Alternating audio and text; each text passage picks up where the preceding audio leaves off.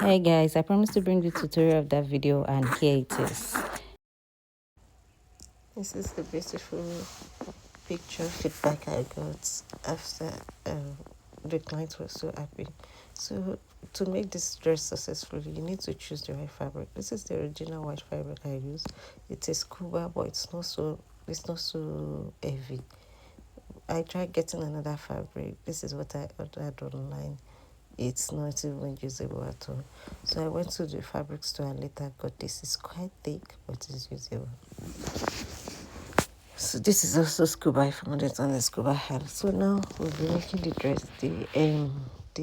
The long part of the dress I used 18 inches, 17 inches originally, and that's 20 inches. Sorry.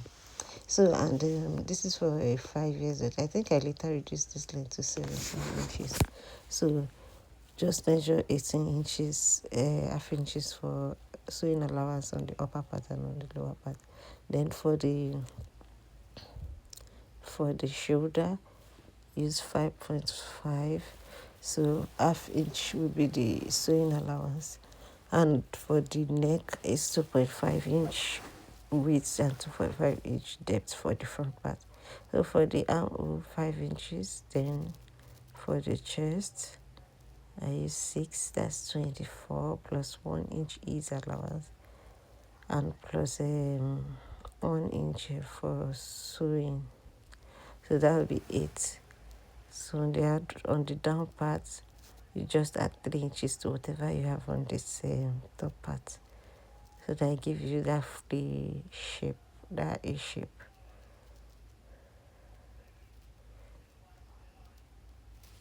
I'll cut it out.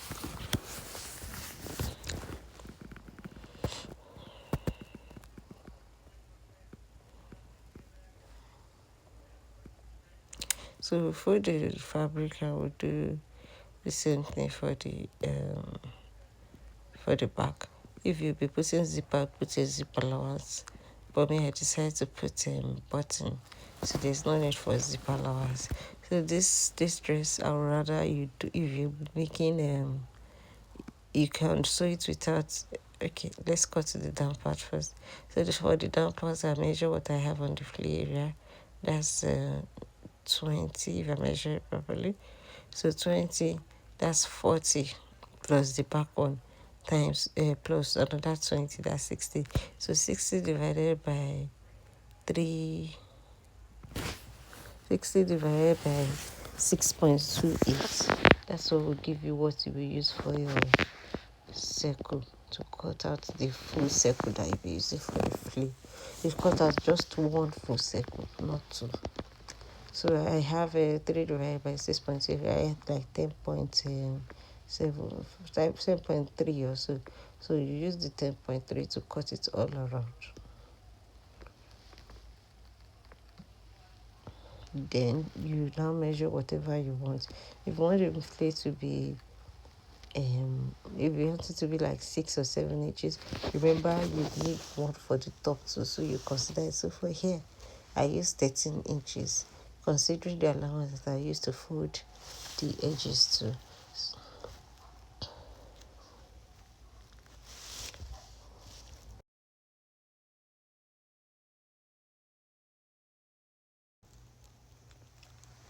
So we pipe the edges with bias. This is what we have on the down part, and on that top part, this is it too. I'll sew it and finish the sewing.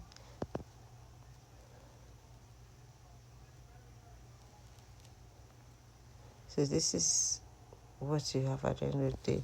So we'll just be measuring what you need to bend in the circle and sew a basting stitch. I put that aside. Let's do the top part. So I cut elastic that I'll be using for the button loop. I decided to line this one and see what it looks like. You can skip the lining and just use bias for all the taping of the neck area and the armhole, like I did with the white one. I think I preferred without lining, but I just wanted to see what it would look like if I lined it. That's how I experiment this lining type. But overall, I prefer the online one because it makes the clothes more stretchy. Or else I'll be using stretchy lining. So after that, I sew the neck area too.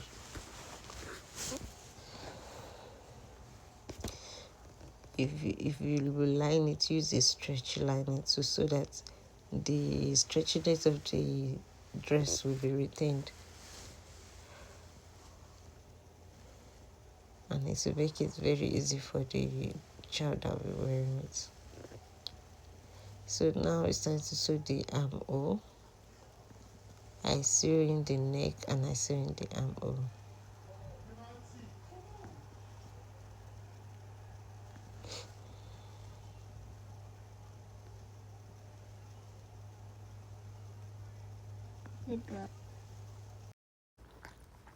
So this is what it looks like after turning with the lining. So we place the right side facing the right side. So the lining side up. So now you put your hand from inside and bring the shoulders together. I don't know. If you do as I do, it will make sense to you. So you bring both shoulders out on the wrong side through the O. Make sure the sides are placed closely together like this. Then we'll sew. Make sure there's no crease so that the shoulder will be smooth. Then now you cut out the excess on this because this one is quite thick. Make sure you use your iron to smoothen it out and make sure no lining is showing on the right side. This fabric is quite thick, that's why. So this is what it looks like after turning. You do the other side too, like that. Then for the side, you make sure that the joining on the shoulder face each other like this. The joining on the underarm.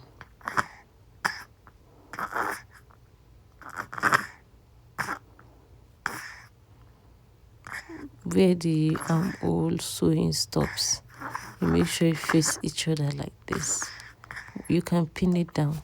Then you sew with whatever allowance you left, maybe 1 inch or ½ inch. Like this. To the other side too.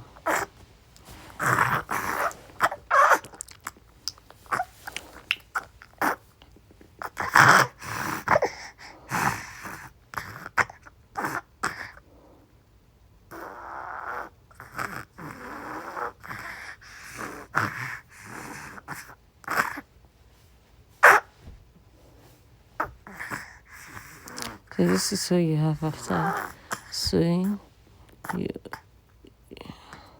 This is what the right side looks like, and this is what the wrong side looks like. So right now, you must have run basic stitch on your full flay that we cut, and do run a gather stitch. So one finishing is you can sew together both lining and the main dress. Just place your flay on it, open it up like this and sew it on it. Then afterwards you go back and overlock the flay in the inner part. See, this is what it will look like after joining it. It's just one single place, not two. So you do the same thing too on the sleeves, both sleeves. Another finishing on the inside part is you turn up the excess on the fabric on the main dress. Then you fold the excess on the lining and you run a invisible stitch like this. That's another finishing if you'll be using lining. So this is what it will look like if you run that type of finishing. This is what the inner seam will look like. So this is it, guys. If you like what I do, please subscribe and